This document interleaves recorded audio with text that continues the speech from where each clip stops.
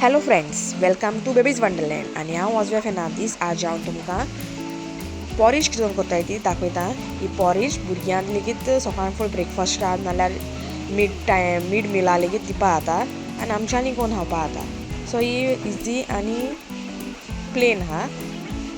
So first porridge, दूद, साकर, थोडेशें मीठ जाय जाल्यार तुमकां आनी थोडेशें उदक घालपाचें आनी शिजोवपा दवरपाचें जस्ट फॉर 10 minutes. मागीर ती पॉरीज रेडी जाली.